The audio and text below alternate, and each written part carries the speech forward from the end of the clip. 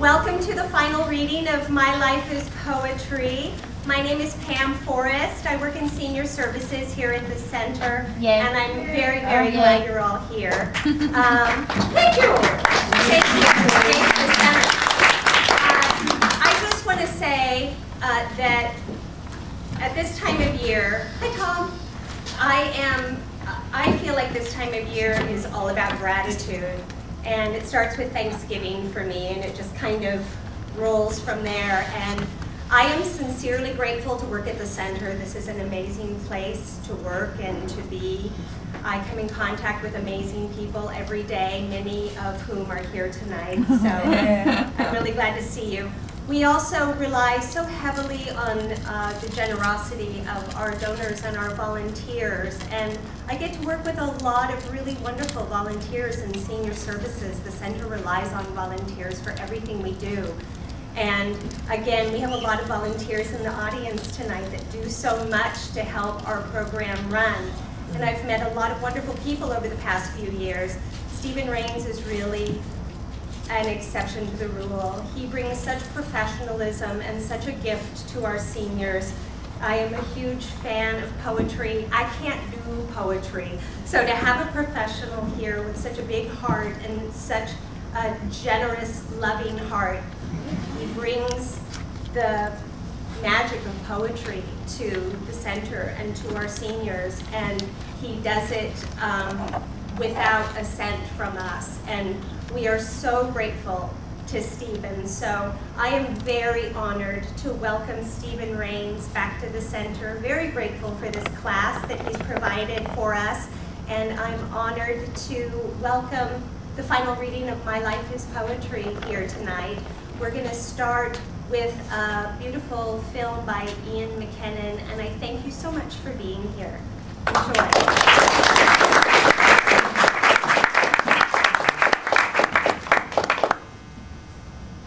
Hi, I'm happy to welcome you today to, actually tonight, right? Tonight to the My Life is Poetry reading. My Life is Poetry is a workshop that connects gay, lesbian, bisexual, and transgender seniors with autobiographical poetry writing as an outlet and form of expression. This workshop was sponsored by a grant from the Los Angeles Department of Cultural Affairs and supported by the Gay and Lesbian Center's Senior Services Program. Twice a week we met from 2 p.m. to 4 p.m. in room 137. It's not just poems that were being written.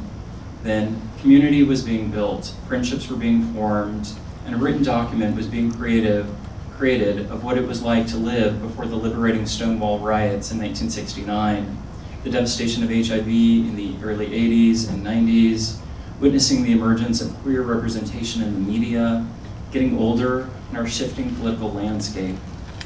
We are a society built on storytelling. Using poetic form to compress these stories into line breaks and stanzas is a rewarding challenge. For an inexperienced writer, tackling an autobiographical poem seems more manageable than trying to write one's entire life story in a memoir. I not only think that GLBT and senior stories are important, I think they are some of the most important. Tonight, you'll hear poems written in this workshop that share the vulnerable and bold stories of a specific community living through an interesting and challenging time, emotionally, culturally, and politically. Our culture doesn't encourage creativity, self-examination, or radical self-disclosure. Today, you're going to meet some fearless poets doing all of these things. It's my honor to introduce to you the My Life is Poetry class of 2012.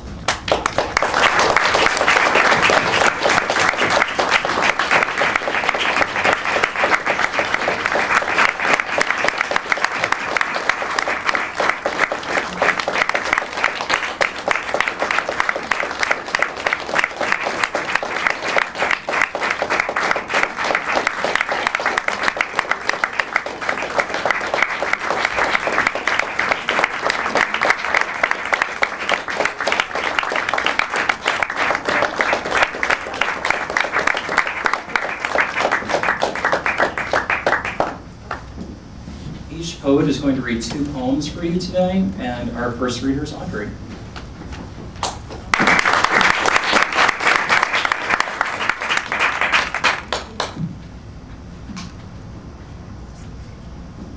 My name is Audrey Lockwood, and my life is poetry.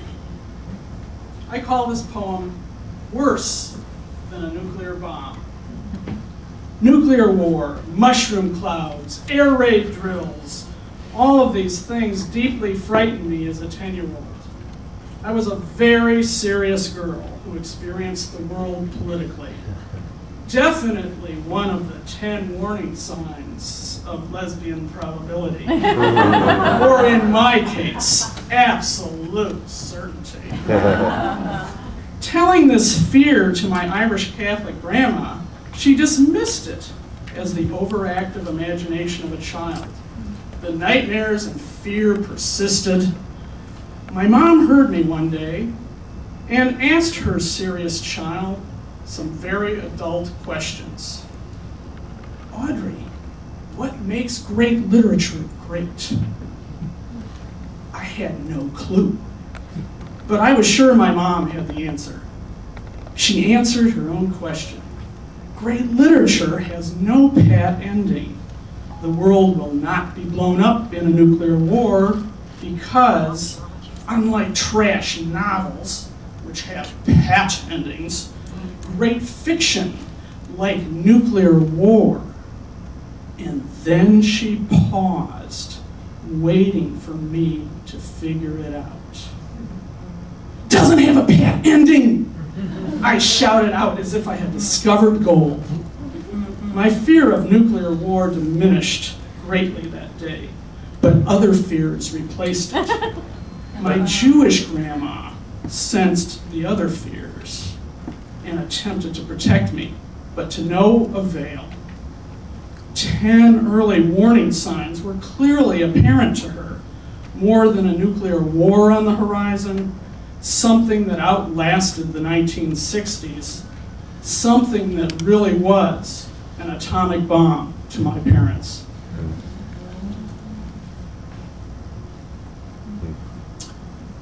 This poem is called EPA, On a Rainy Day, and I dedicate it to my beloved partner, Kit.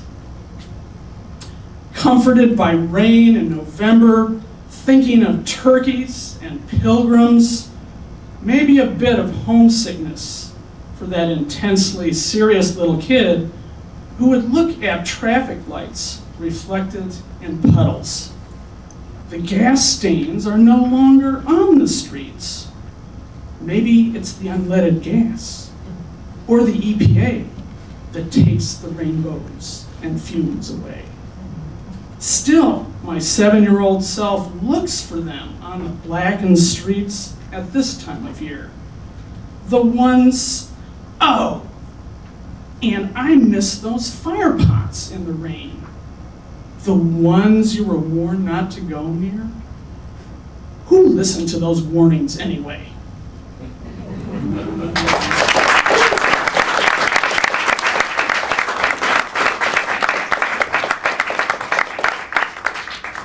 My name is Carol Rivard, and my life is poetry. My first poem, Day's Journey.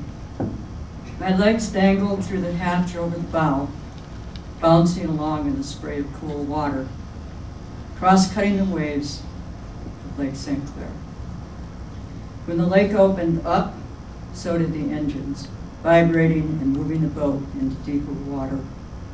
Below, the cabin rolled from side to side, the shoreline quickly fading into the blue. Dad took the helm, Bernie busy preparing the boat for our trip to the big firecracker, a tall red channel marker for freighters. Life was fun and full of adventure. How did I know what lovers were on board? I was young and knew nothing about a grown-up's life. Dad's best friend and she, the woman I called my mother. For them, life was full of other things I didn't know. The gift of life. Hair silver like my dad's, blue eyes like my mother. Genetics played its part. A few wrinkles, reflections of my years, of laughter and tears. Beyond the looking glass, where others cannot see, the thing I cherish most. That special feeling of amazing joy, when I know God is working in me, bringing revelations and new beginnings. Once too young to understand the gift of life and who I am.